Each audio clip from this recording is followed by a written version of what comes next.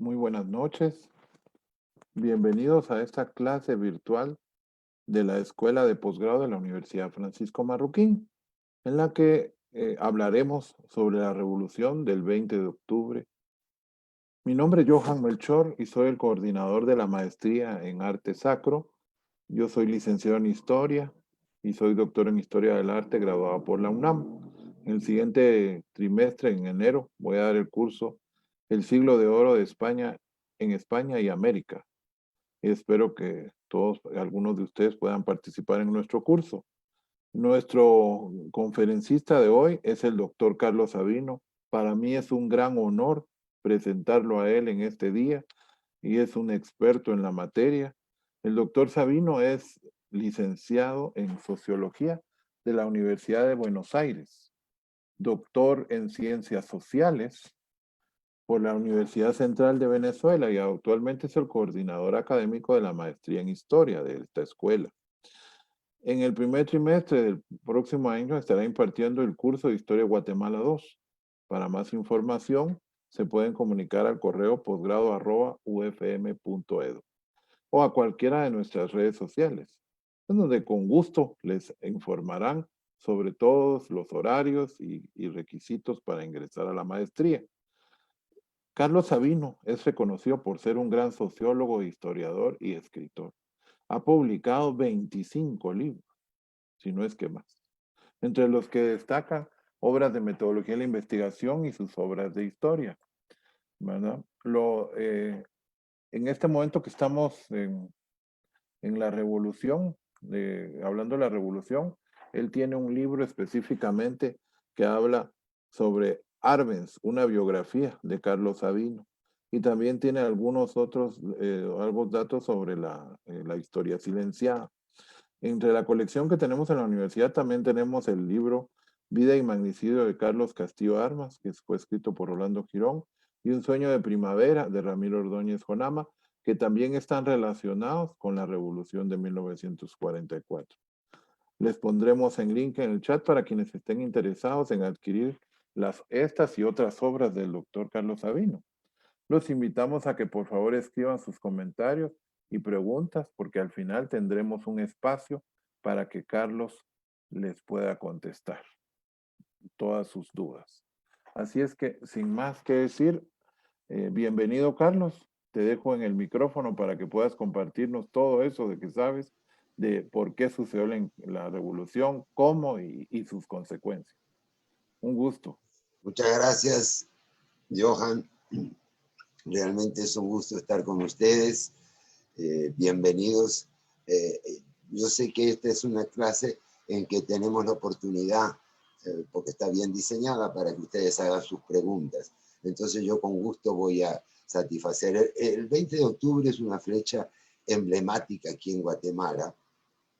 Ahora se cumplen 76 años de lo que se llamó la Revolución del 20 de octubre.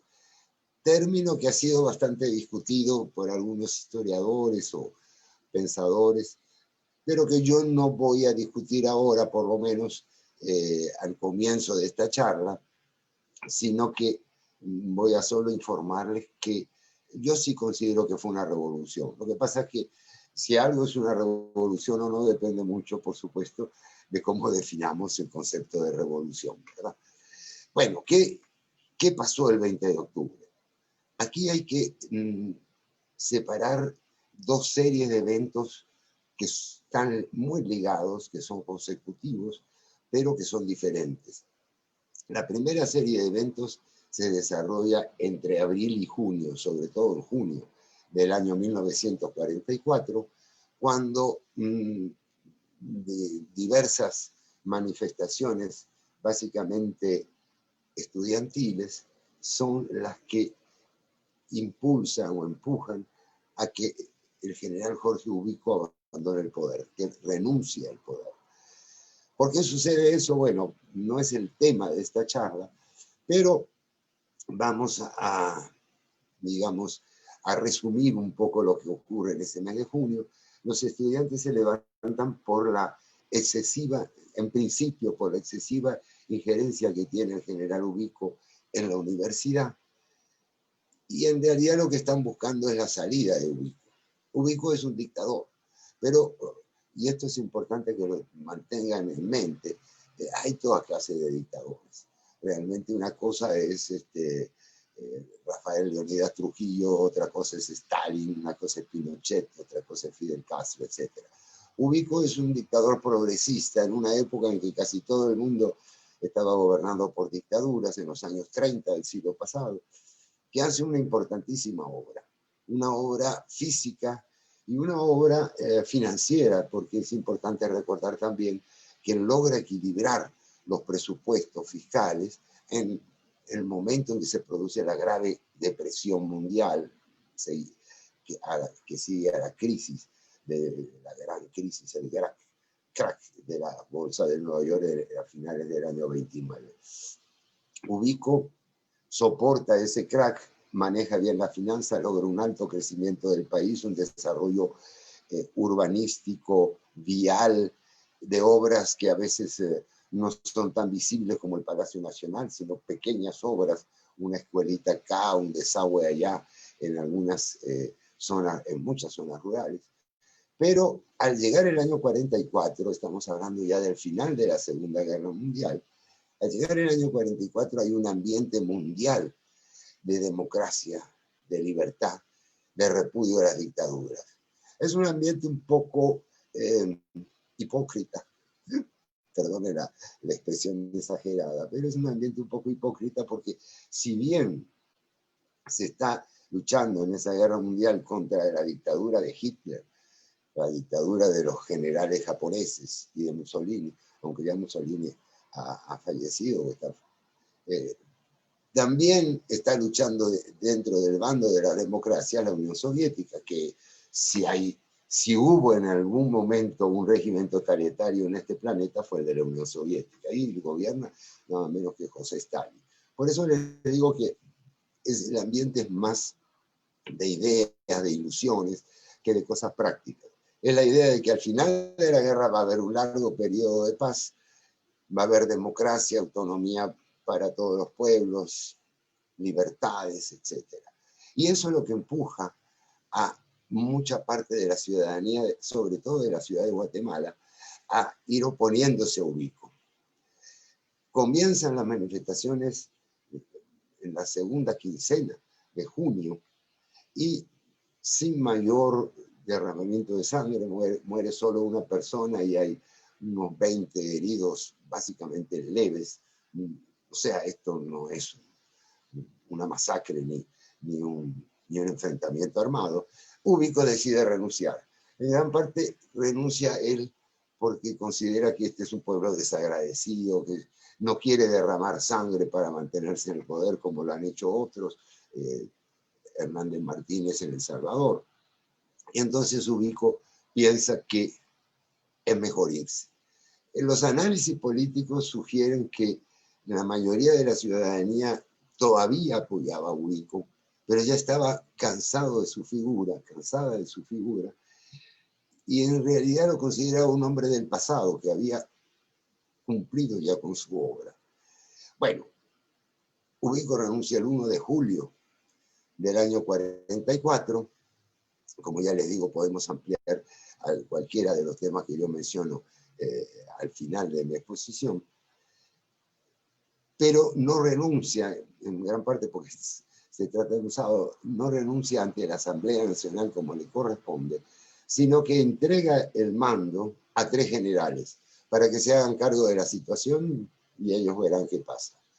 Uno de esos generales, Federico Ponce Báidez, inmediatamente le toma el gusto al poder y piensa que él, algo así como un jefe de ese pequeño triunvirato, de ese pequeño grupo de poder, que no es de las figuras más importantes del régimen ubijista, para nada, ni uno de sus ministros, es uno de los 60 y tantos generales, 64 generales que hay en ese momento en el país. Le toma el gusto del poder, logra presionar a esa Asamblea Nacional, que al final, pasando por encima de las disposiciones que marcaba la Constitución, lo eligen a él como presidente provisional. Él, por supuesto, promete que va a haber elecciones, fija incluso la fecha que van a ser a mediados de diciembre de ese año 44 y empieza a tratar de ir controlando el poder. En ese mes de julio se forman por lo menos una decena de partidos políticos, algunos resurgen, otros son nuevos, la mayoría. Hay partidos, dos partidos importantes que forman la gente que estuvo impulsando ese movimiento, sobre todo el Frente Popular Libertador y Renovación Nacional. Esos son los dos partidos nuevos, digamos, que ocupan el centro de la escena. Pero Ponce, poco a poco, sobre todo a partir de agosto, empieza a tomar medidas represivas. Medidas represivas que significan el extrañamiento o expulsión de alguna gente del país, otras se van por precaución, toma presos a alguna gente, la suelta, va organizando sus fuerzas políticas y en general va tratando de construir una red de poder, sobre todo a partir del control del ejército. Puede figurarse que en esa época, sobre todo, el poder emanaba básicamente del ejército.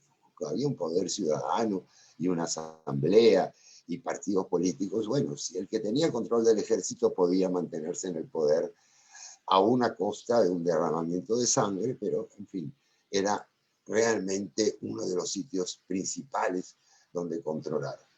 Estos dos partidos que yo les mencioné, el Frente Popular Libertador y Renovación Nacional, tienen el acierto político de designar como candidato para esas elecciones de diciembre a un educador guatemalteco que está en Argentina, que ha sacado un doctorado en filosofía de las ciencias de la educación o algo parecido, y que está dando clases en algunas de las universidades de la Argentina en ese momento. Él es Juan José Arévalo, un hombre de figura imponente, un hombre muy culto, de una verba encendida, una capacidad de expresión que lo distingue sobre el resto, y ha publicado algunos libros de tipo pedagógico, y llega al país el 3 de septiembre, 2 meses después de que Ponce Báidez ha asumido ese poder supuestamente provisional. Es interesante destacar que Arévalo en ese momento es algo así como la esperanza de un cambio profundo. La esperanza de que Guatemala puede ir por los senderos de la democracia, de la cultura, de la libertad.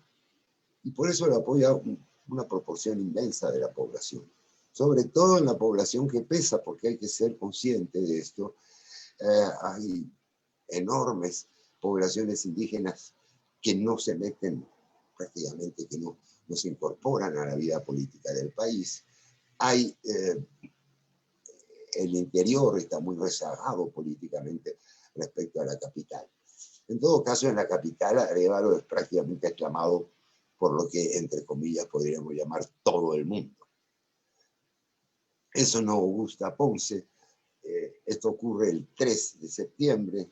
Se empiezan a organizar ya las fuerzas políticas en función de las elecciones de 3 meses más adelante.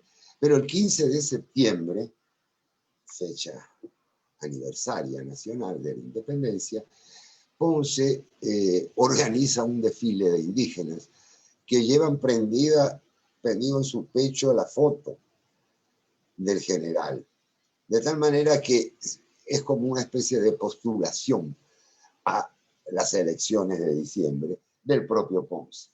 Eso no era raro en Guatemala. En Guatemala había pasado ya con Chacón, con muchas otras personas, con Estrada Cabrera, por ejemplo, que se lo designa como presidente provisional. Esta gente organiza elecciones que se supone o que se pretenden como limpias y ganan.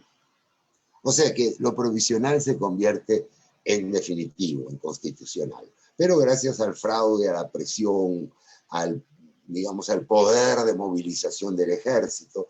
Recuerden que para esa época el voto no es secreto, hay muchas restricciones, no votan las mujeres, el voto a los analfabetos no existe, o si existe es de viva voz, y en general es bastante fácil, si se tiene el poder provisional, tener el poder definitivo.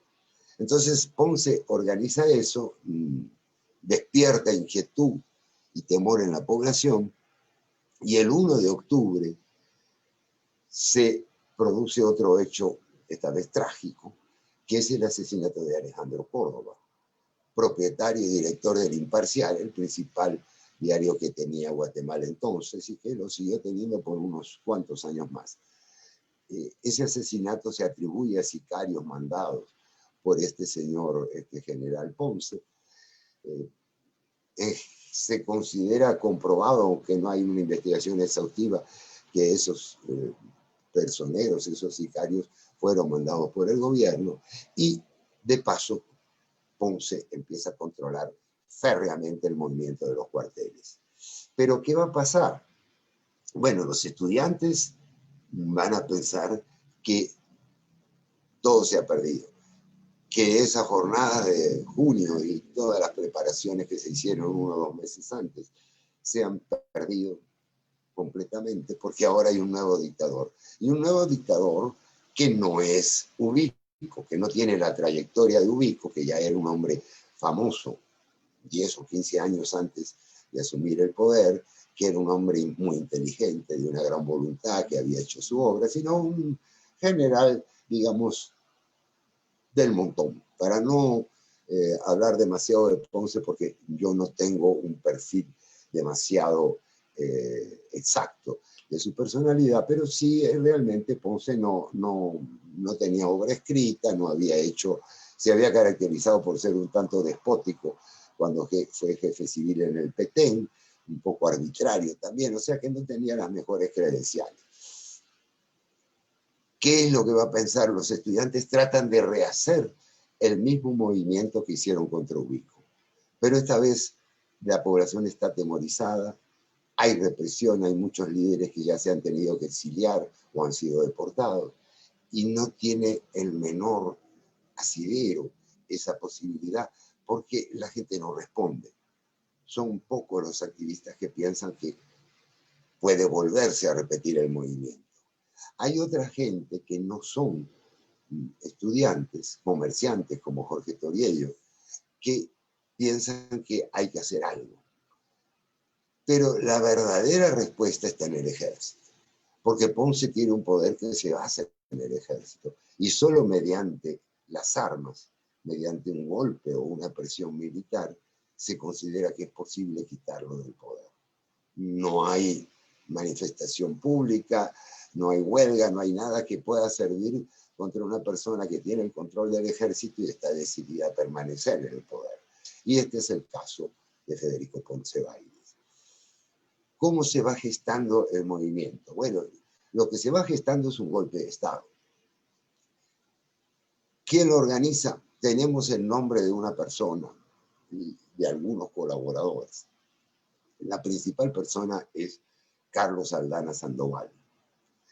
Aldana Sandoval es el hijo del jefe del Estado Mayor del Ejército. Y en tal carácter, él es como un inspector de los cuarteles de la capital. Y él es de los pocos altos oficiales, yo diría de los 2 o 3 altos oficiales que tienen libertad para moverse de un cuartel a otro. Los demás están encerrados en los cuarteles, acuartelados, etc. Hay 3 cuarteles principales en ese momento en la ciudad. Matamoros, San José, el fuerte de San José, donde ahora está el Teatro Nacional, y la Guardia de Honor, que está ahora, digamos, está en el Ministerio de la Defensa. Esos 3 elementos son los que pueden definir una lucha por el poder. Y Aldana se dedica a organizar el golpe. Aldana ha sido un hombre muy reservado, no ha contado esto, no lo ha dejado escrito. Hay algunos audios de entrevistas que se le han hecho son de deficiente calidad. Pero en todo caso lo que podemos saber es que Aldana comprende que un golpe militar seco es insuficiente, que se necesita apoyo poblacional.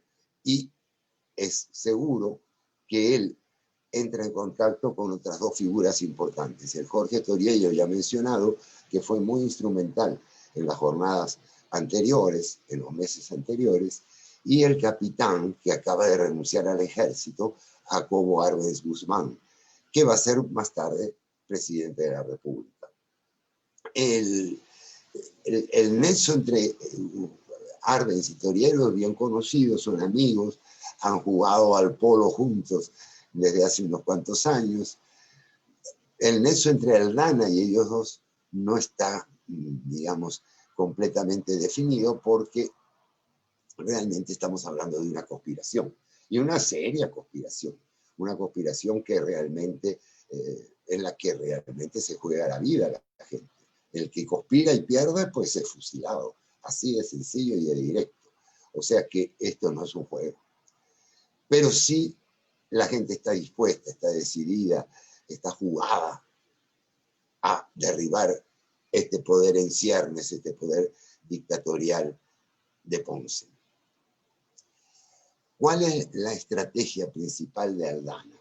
La estrategia principal es utilizar una ventaja que hay a partir de la ventaja, digamos, que tiene la Guardia de Honor. Utilizar la ventaja que tiene la Guardia de Honor sobre los otros cuarteles. ¿Y cuál es esa ventaja?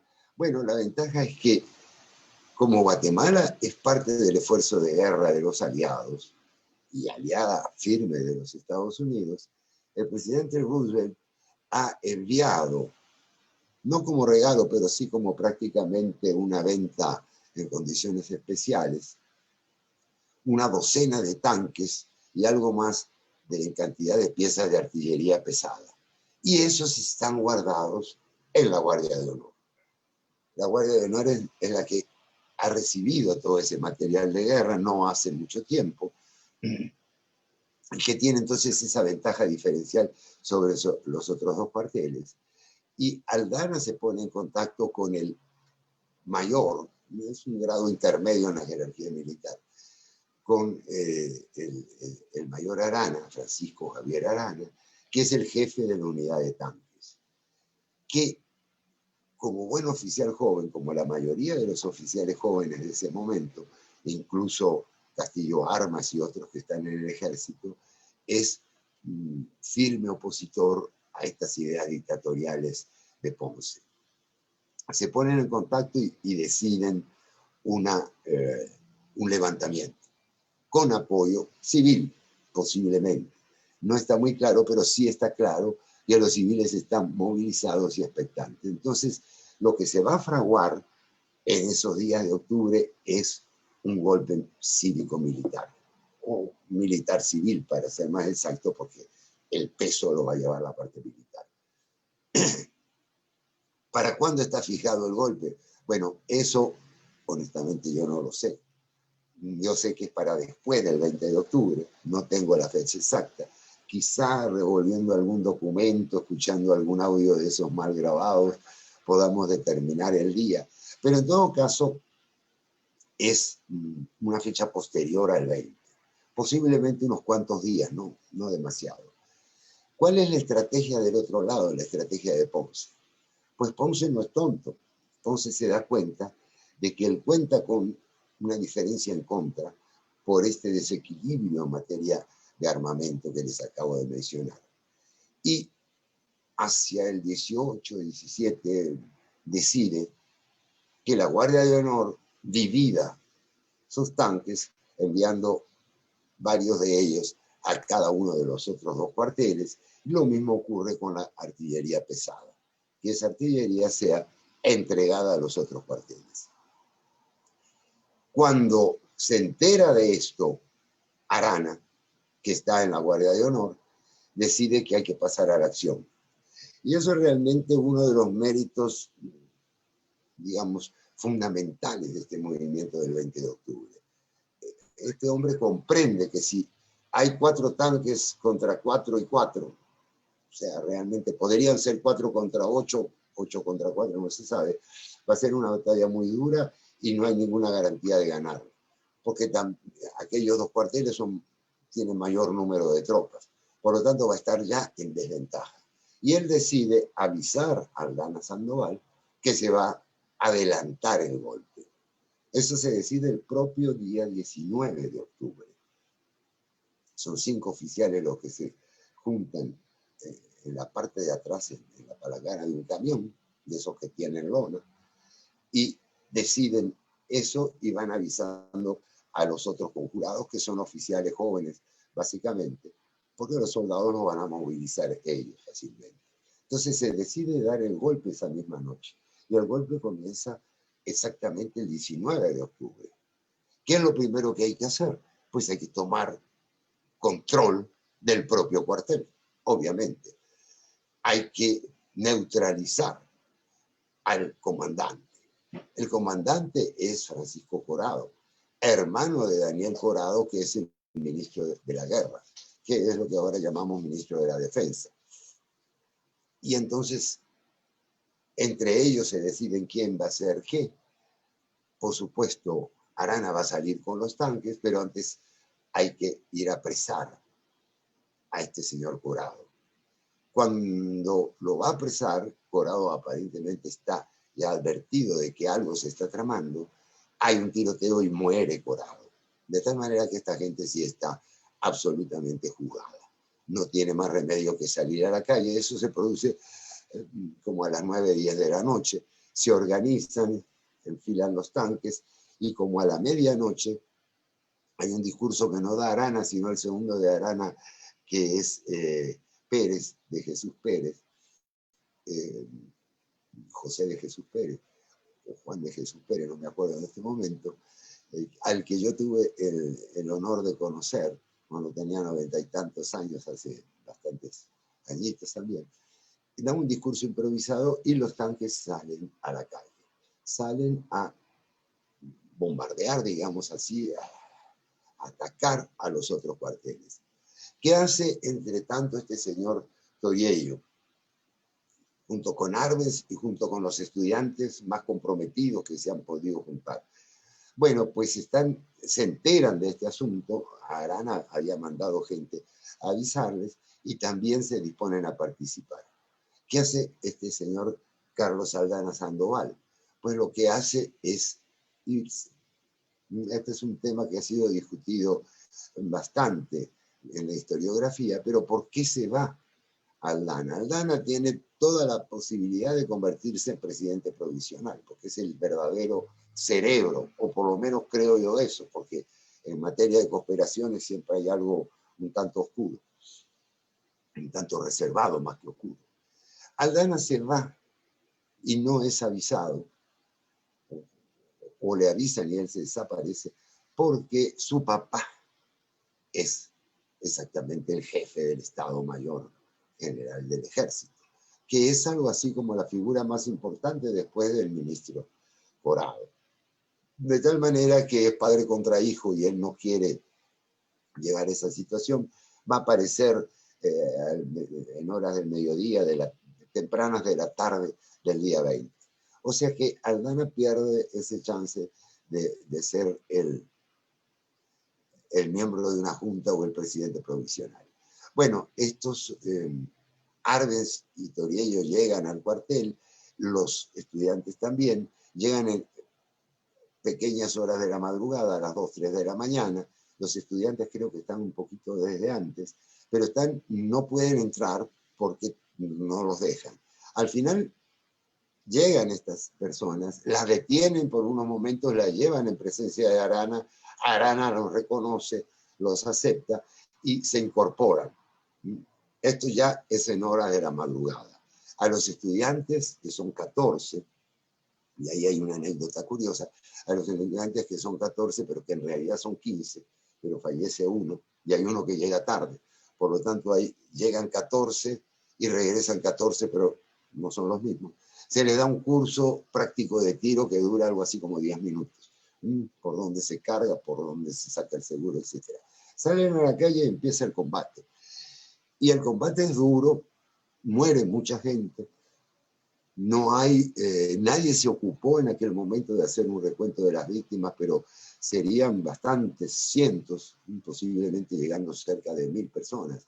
La mayoría soldaditos, y no inermes, pero soldaditos que no pueden hacer nada mucho para defenderse. Esos cuarteles quedan encerrados porque son viejos fuertes al estilo medieval, si ustedes quieren, con foso alrededor, o sea que están bien protegidos, pero tampoco pueden salir, porque son fácil presa de la artillería de la Guardia de Honor. Total que se desarrolla un combate en la noche, se interrumpe por algunas horas, pocas horas, en la madrugada por la niebla espesa que se levanta en la ciudad, empiezan a salir civiles a la calle y sigue el tiroteo de armas pesadas. Los cuarteles tienen armas viejas en general, o sea, los que se defienden, tienen municiones que no son de la mejor calidad, pero el combate yo no diría que está empatado, pero está indeciso, hasta como a las 9 de la mañana, o 10 más o menos, en que uno de los proyectiles de la Guardia de Honor, de los tanques, penetra en el San José, en un cuarto donde hay material no explosivo, pero sí material que se incendia rápidamente, y se produce un incendio muy grande, se levanta una enorme humareda que la ve toda la ciudad, y prácticamente los soldados, como pueden, suicidándose de hecho algunos, porque se saltan los muros, van abandonando el fuente con la sensación de que está todo perdido. Con todo esto, ya hacia el final de la mañana, Toriello y Arbenz, que son los dos que habían llegado con los estudiantes, ¿sí? No llegan en el mismo grupo, pero que han llegado juntos con ellos a la Guardia de Honor. Toriello y Arbenz se acercan, caminan una cuadra hasta la Embajada Americana y plantean que hay que terminar esta lucha, que llaman al pueblo, a los diplomáticos, al cuerpo diplomático, a que garanticen un acuerdo. Se comunican con Ponce Baides, y Ponce Baides, sobre todo después de enterarse de la muerte de su hijo en el cuartel de Matamoros, decide renunciar pidiendo garantías para su vida. Se produce esto y se va a formar ahí una junta de 3 personas. Estos dos señores que ya estaban en la embajada, Arbenz y Toriello, más Arana, que es el verdadero líder del movimiento, en tanto que Aldana Sandoval está todavía inhallable, desaparecido, digamos así. Se forma entonces una junta provisional de gobierno y comienza, digamos, una nueva etapa para Guatemala. Esa junta va a expropiar los bienes de Ubico y de sus ministros, en a veces acciones que realmente, por lo que yo he leído, son bastante injustas e intolerables, porque el régimen de Ubico se caracterizó por la ausencia total de corrupción, y Ubico ya era un hombre rico antes de llegar al poder, y había gente que había servido a Guatemala realmente con mucha lealtad y sin, digamos, sin robar, sin malversar fondos. Como el señor Salazar, que era ministro de Relaciones Exteriores, los ministros de Finanzas, que habían hecho un excelente trabajo. Cabe recordar que, hablando de finanzas, Ubico dispuso de los fondos para pagar toda la deuda externa que tenía Guatemala en ese momento, que fue la última vez, digamos así, en que las cuentas quedaron en cero. Y de ahí en adelante volvemos a tener deuda, ahora son unos cuantos miles de millones de dólares. Bueno, entonces se instala este nuevo gobierno, se mantiene la fecha de las elecciones para diciembre, se empiezan a expedir decretos y se convoca elecciones para una nueva asamblea constituyente, para una nueva asamblea nacional, para una asamblea constituyente y para presidente. Ahí surge la primera discrepancia, que no es aguda, pero sí es una discrepancia entre los miembros de la Junta, porque Arana piensa que esto es un poco acelerado. que hay que darle tiempo a la gente para que se reorganice, porque estos partidos son partidos nuevos que, bueno, hay una decena de partidos que aspiran a la presidencia, pero estos otros dos miembros de la Junta plantean que no, que hay que mantener todas las fechas, incluyen esa convocatoria a una constituyente, con la visión de que no se los acuse de querer perpetrarse en el poder, o eso visto del lado positivo, pero visto del lado negativo con la visión de apoyar que de una vez triunfe Arévalo, que está en la misma línea ideológica que Toriero, aunque luego se van a distanciar. Los acontecimientos, bueno, hay muchos decretos, ahí yo les voy a mencionar solamente dos importantes, que son, se devuelve la autonomía a las municipalidades para que cada una de ellas pueda elegir su alcalde y los concejales correspondientes, se devuelve la autonomía y se renombra la universidad como Universidad de San Carlos, que es un nombre tradicional, y se le deja elegir sus propias autoridades. Esos son dos decretos muy importantes de la Junta Revolucionaria de Gobierno. Se realizan elecciones en ese mes de diciembre del 44, que gana abrumadoramente Juan José Arévalo. Las gana en parte porque tiene un apoyo irrestricto, no irrestricto, pero un amplio apoyo en la ciudad, en parte porque no ha habido tiempo de organizarle una oposición y porque también el ejército está colaborando con Arévalo en cuanto a lo que hoy llaman acarrear gente. En esa época no se lo tomaba en forma despectiva, pero no había un sistema de transporte y de comunicación, no había tantos carros ni menos motos como hay ahora, de tal manera que a la gente la llevaban y la traían.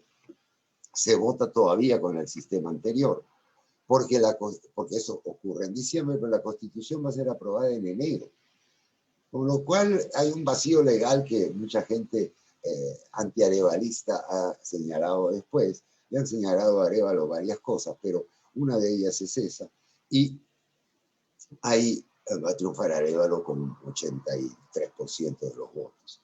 Arévalo va a asumir junto con la nueva, no, la asamblea, va a haber una nueva Asamblea Nacional que va a asumir el 1 de marzo, creo que es, y el 15 de marzo de 1945, un poco después, como ustedes ven, digamos, a los 4 o 5 meses de la revolución, Arévalo es presidente.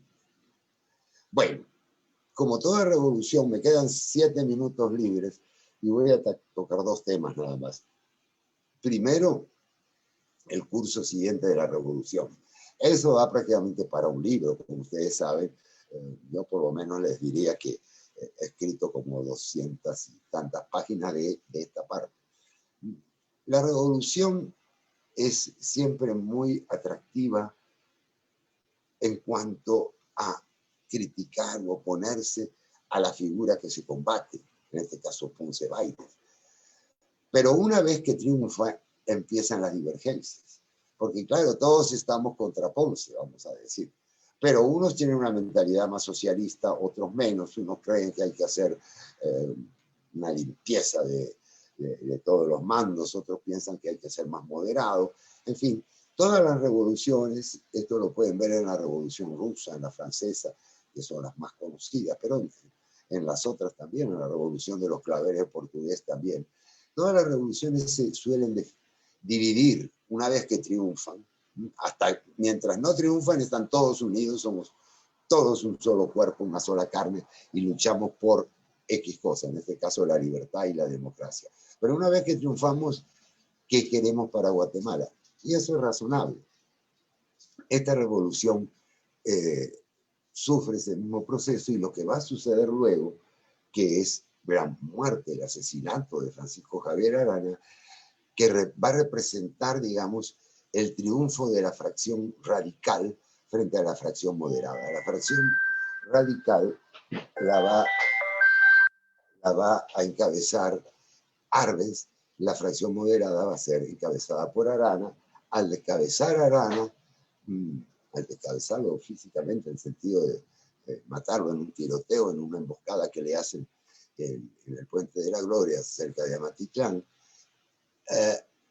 queda el campo libre para los radicales, triunfa Arbenz, y Arbenz luego va a ser acusado con motivaciones bastante sólidas de que está llevando el país hacia el comunismo. Y luego va a venir la contrarrevolución, pero que no es una contrarrevolución, que va a ser una oposición a este Arbenz de una figura que ha sido muy importante en los sucesos, digamos, del año 44, que es Carlos Castillo Armas, otro de los revolucionarios, pero de la fracción aranista, de la fracción moderada. Esa era una observación que quería hacerles. En la misma revolución que se convierte en procomunista y luego en anticomunista. ¿Por qué le llamo yo una revolución? ¿O qué elementos tienen que permiten llamarla una revolución? Bueno, miren, para mí hay 3 elementos que definen una revolución. Para otros autores hay otros elementos. Pero esto, como les decía, es un problema terminológico. ¿A qué le llamo tal cosa? Una revolución es violenta, por supuesto. Si no es violenta, es un cambio pacífico como cualquier otro. O sea que una revolución se hace por las armas. Obviamente, el 20 de octubre fue una revolución en ese sentido. Claro, alguna gente con bastante razón dirán que era un golpe de Estado. Sí, era un golpe de Estado con apoyo popular.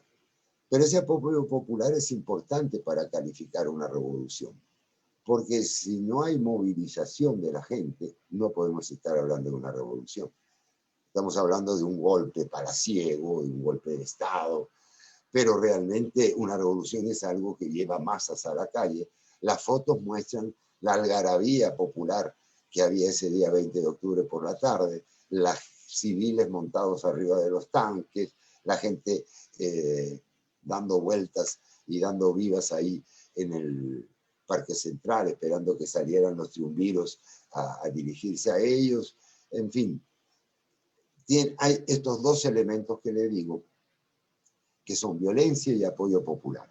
Es algo así como una ruptura que se produce, por lo tanto la llamamos revolución.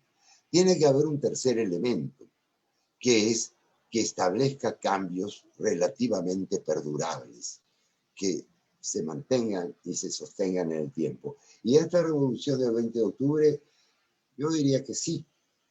Esa es no creo que es la percepción de todos. Esta revolución del 20 de octubre termina el largo periodo de gobiernos liberales, ortodoxia financiera, anticomunismo, digamos, una movilización más o menos tradicional, libre mercado, etc.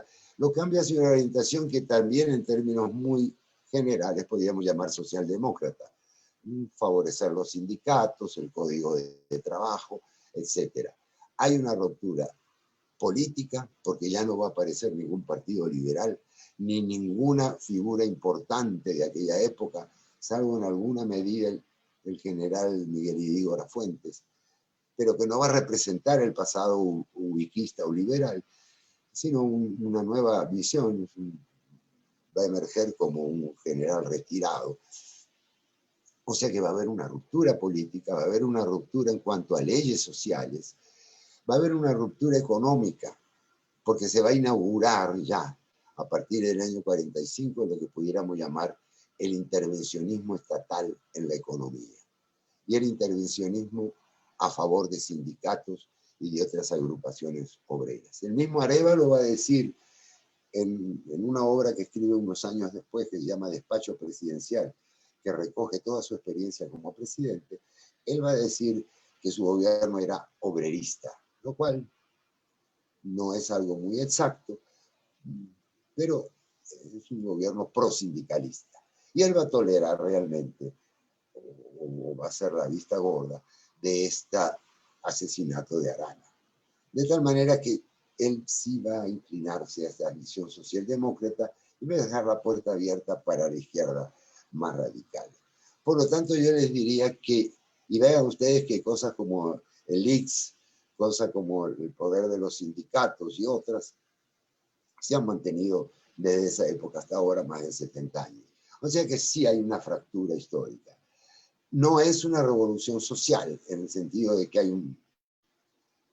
un reordenamiento de la economía y de la sociedad, como puede haberlo habido en la Revolución Francesa y más claramente en la rusa. No, es una revolución más política, es una revolución que se da solo en la ciudad capital por el inmenso desequilibrio que hay entre capital y departamentos en este país, donde los departamentos en esa época sobre todo tienen muy poca presencia política. O sea que yo la llamo revolución, no me voy a pelear por eso. Y este es sintéticamente lo que ocurre el 20 de octubre, lo que estamos festejando hoy, ese cambio que se produjo, que tiene aspectos positivos y aspectos negativos, pero que, como todo cambio, y que tiene un desarrollo mucho más accidentado que el que previeron sus actores, los que lo hicieron. Ellos pensaban que de ahí venía una democracia y todo pacífico hasta el final de los tiempos, cosa que no ocurrió, como les digo, un asesinato, un gobierno que tendía hacia el comunismo, con una reforma agraria realmente muy preocupante para la mayoría de la gente, y un contragolpe dado por Castillo Armas, que penetró en el país con unas fuerzas, llevó a la renuncia de Arbenz. Termino por decir una última cosa: cuando Arbenz renuncia, va a ser lo mismo que Ubico. En vez de renunciar ante la Asamblea Nacional, va a decir: delego el mando en mi amigo el coronel Díaz, lo cual no es muy constitucional que digamos, pero bueno, son esos paralelismos que el historiador a veces ve y lo entretiene o lo divierte. Bueno, gracias por haberme escuchado, espero ahora con gusto las preguntas que me puedan hacer. Adelante, Johan. Muchas gracias, Carlos. Antes de empezar las preguntas, quisiera mandar un saludo a unos estudiantes del curso de Historia Jurídico Social de Guatemala, de la Facultad de Derecho del Centro Universitario de Zacapa, de la Universidad de San Carlos, que nos están escuchando y están atentos aquí. También me mandaron mensajes de Quetzaltenango, de la Antigua y de aquí de la capital, que nos están siguiendo. Y entonces ahora, Carlos, te voy a hacer la primera pregunta, que es de Andy Solórzano. Adelante, pues, Johan. Ajá. ¿Qué tipo de ideología tenía Arana y Toriello en comparación con Arbenz? ¿Cómo se diferenciaban o eran similares? No, no sé. ¿Cuál es No, la ideología de no, ellos específicamente? mira, la ideología de ellos era algo así como una democracia con contenido social. Yo, para darle un nombre más o menos clasificado dentro de las ideologías básicas que uno conoce, hablé de socialdemocracia. No eran socialistas, evidentemente, pero tenían ese toque, ese ingrediente social, esa idea de mejorar la situación del trabajador, mejorar la situación del campesino. No te diría del indígena, porque lamentablemente ninguna de las fuerzas revolucionarias se preocupó demasiado por el indígena. Incluso hubo una masacre por un levantamiento que hubo en Pachicía a los pocos días, pero realmente ellos tenían esa ideología.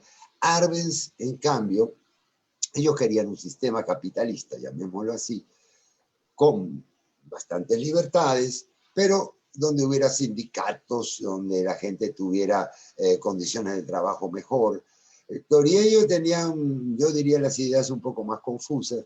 Hay que leer a esta gente, las pocas cosas que he escrito. Aranas plantea más que todo democracia, democracia, libertad.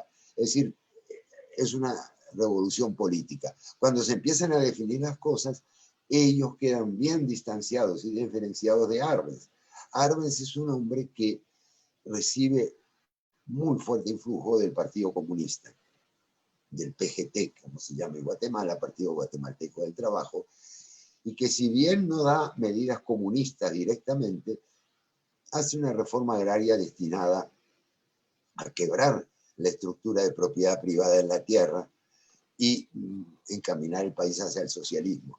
Así que diríamos que es entre capitalismo con contenido social y socialismo inclinado al comunismo la divergencia que se produce, que no es anómala, que es más o menos lo que sucede en la época. Recuerden que prácticamente el gobierno de Arévalo es contemporáneo del inicio de la Guerra Fría, que se enfrentan capitalismo y socialismo. Gracias, Carlos. Ahora vamos con la pregunta de Josías López. Y él pregunta, ¿Arbenz tuvo un papel protagónico en la revolución? ¿Activo o fue pasivo? Porque No queda claro, no le quedó claro cuál era el papel de Arbenz. Bueno, mira, como Arbenz luego fue presidente y fue, digamos, tomado o potenciado como el abanderado de esta corriente más radical, se ha exagerado mucho el papel de Arbenz. Incluso en unas declaraciones, un hijo suyo, lo cual es perdonable, digamos así, la inexactitud histórica, dicen que él tomó la Guardia de Honor, cosa absolutamente imposible, él no tenía tropa ni nada parecido. No, Arbenz tiene un papel secundario, es un poco el hombre que tiene dos características. Es un militar, porque se reincorpora inmediatamente al ejército, pero es amigo de Toriello. El hombre fuerte de la Junta es Toriello. Y Arbenz lo que hace es secundar a Toriello. Hay versiones, y estas yo las creo, de que él es muy activo en esas horas de la madrugada, llamando a la población a levantarse, o sea que él recorre las calles. Eso lo dice su esposa también. Hay que tener en cuenta que son narraciones un poco posiblemente demasiado favorables, pero es indudable que Arbenz sí se moviliza, sí actúa, sí trata de funcionar ahora como una especie de enlace. Pero él es un capitán, piénsenlo así, él es un capitán, él no puede hacer mucho, tiene un grado bastante bajo. Arana es un mayor, que es el grado siguiente, y 2 grados más arriba está Aldana Sandoval. O sea que Arbenz es una figura del 20 de octubre, yo diría que sí secundaria. No nula, sino que es un hombre que activa, pero más que todo como un segundo de Toriello. Más que todo como, digamos, una especie de enlace, quizá más de imagen que de otra cosa, pero es una especie de enlace. Él está casado con una persona de mucho dinero, de una familia de mucho dinero, que ya primero se pelearon, luego se reconciliaron, y realmente es un hombre de mediana importancia. Él en ese momento tiene 31 años, es demasiado joven para asumir un papel de liderazgo. Lo que catapulta, lo que sube a Arbenz a la alta esfera del poder es que es nombrado ministro de la Defensa por Juan José Arévalo. Y a partir del 45 ya Arbenz es otra cosa, es el ministro, y ahí empieza a ser cortejado por la izquierda, y él ya está más o menos comenzando a vincularse con esta gente del Partido Comunista. No me extiendo más porque para dejar lugar a Gracias. otras preguntas. Alejandra Martínez pregunta, Ajá. ¿cuál fue la razón para dividir formalmente el ejército entre las figuras del ministro de la Defensa y el cargo inexistente de jefe de las Fuerzas Armadas en la Constitución del 45? Hecho de no tener un ejército nacional unificado no era prácticamente involucionar. Eso tiene la duda, ¿eh? Bueno, es realmente, todos los juristas han criticado sin piedad esa disposición. Es una disposición política. Y es un error meter en las constituciones esas disposiciones políticas que son más transitorias que otra cosa, de lo mismo que ha pasado contra Ríos Montt en la constitución del año 85, que todavía tiene sus coletazos. Se termina generando situaciones absurdas. Ahí está esa vieja pugna entre civiles y militares todavía. Y yo creo que Arbenz y Arana en ese momento están conjuntos para proponer esa disposición. ¿Por qué? Porque no quieren que un civil como Arévalo en este caso, que vendría a ser el comandante de las Fuerzas Armadas, haga lo que quiera, haga y deshaga dentro del ejército y que ponga un ministro de la Defensa a su gusto. Entonces dicen, vamos a dejarle que ponga su ministro de la Defensa, pero vamos a crear un nuevo cargo. O sea, es un compromiso político, una idea de decir, vamos a tener lo mejor de dos mundos. Vamos a salvaguardar la independencia del ejército, pero vamos a asumir un régimen democrático, que se comprobó que era algo irreal, pero así son las cosas realmente. Eso duró hasta el año 54, duró prácticamente 9 años esa diferencia, luego se eliminó. El problema más que todo no era que hubiera dos cargos, El problema es que el cargo de jefe de las Fuerzas Armadas era en parte electivo. Lo elegían los oficiales. No todos los oficiales democráticamente, pero sí lo elegían por un sistema bastante complejo. De tal manera que la jefatura de las Fuerzas Armadas politizó de un solo golpe a las Fuerzas Armadas. Ese fue el error de no verlo anticipadamente. Bueno, ahí la dejo porque sigo viendo el horario para ver si hay más interés. Otra pregunta de Marco Vinicio Juan. ¿Cuál pudo haber sido la actitud de los Estados Unidos a la luz de la revolución del 20 de octubre? Bueno, fue una actitud favorable. Los Estados Unidos promovieron, no sé si sería la palabra exacta, promovieron, vieron muy favorablemente el movimiento contra Ubico. Ubico había sido un aliado leal, pero ellos tenían cierto temor frente a los dictadores y Ubico había sido lento en expropiar las propiedades alemanas, de los alemanes en Guatemala. No hay registrado ninguna interferencia directa, aunque yo les confieso, yo no he revisado todos los papeles del Departamento de Estado. O sea que la actitud ante la renuncia de Ubico puede considerarse en general una actitud favorable, una actitud de tranquilidad. Los Estados Unidos favorecieron ese acuerdo, digamos, de alguna manera, vieron con buena voluntad que se fuera Ubico del poder, y el 20 de octubre, ahí sí está más claramente, ellos favorecieron la creación de ese triunvirato. Fueron parte, junto con el nuncio apostólico, el embajador de México, el propio general Idígora Fuentes, fueron algo así como testigos y garantes morales de ese acuerdo que se había hecho para salvaguardar la vida de Ponce y establecer un nuevo régimen. O sea que sí fue positivo la actitud de los Estados Unidos, aunque ya les digo, no hay ninguna interferencia detectada, ni en un movimiento ni en el otro. No, lo cual no niega que pueda haber existido. Vamos a contestar una Ajá. última pregunta y pedimos disculpas a los demás que no podemos contestar más por el tiempo. Fernando Moll pregunta por qué a partir del año 1945 ya no hubo más directores norteamericanos de la Escuela Politécnica, como si los hubo desde 1931, en la época de Ubico. Bueno, miren, ahí pudiéramos decir, yo no le puedo responder exactamente porque habría que conocer la decisión que se tomó y habría que explorar específicamente ese punto. Pero evidentemente las fuerzas que surgieron en el año 45, sobre todo en el país, tenían una actitud menos favorable hacia los norteamericanos, hacia los Estados Unidos, que la que se tenía anteriormente. Arévalo, a partir del 45-46, comenzó a hablar de antiimperialismo, a dirigirse en un tono cada vez más pugnaz contra los Estados Unidos, llegó a expulsar a un embajador, llegó a permitir que Puerto Rico desfilara con su propia bandera en los Juegos Centroamericanos y del Caribe, de tal manera que tanto Arévalo como posiblemente, como seguramente Arbenz y posiblemente otros miembros del ejército no vieron la necesidad de mantener directores norteamericanos. Pensaron en una actitud más bien de tipo nacionalista.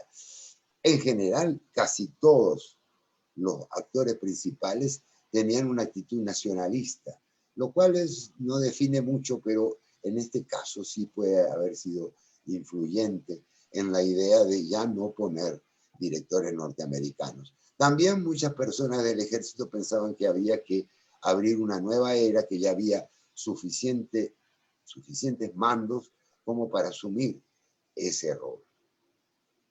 Bueno, muchas gracias entonces. Pues muchas gracias, Carlos. Te agradezco mucho que hayas dado esta conferencia. Agradezco todas las preguntas que hizo el público y agradecer también que quería a la Escuela de Posgrado porque ha organizado este evento y a todos sus integrantes que trabajan muy arduamente. Los invitamos a seguir nuestras redes sociales de la Universidad Francisco Marroquín en la Escuela de Posgrado, en Facebook, como lo están viendo ahora, o en Instagram o alguna de las otras redes, para estar enterados de las siguientes actividades que tenemos. Estén atentos a las ofertas que tenemos de cursos libres y los cursos que impartiremos para el próximo año. Y esperamos que también estén interesados en nuestros libros, con mucho gusto. Los libros de Carlos y los otros autores que tienen que ver con la revolución están a su disposición para que los puedan comprar. Muchas gracias. Muchas gracias también.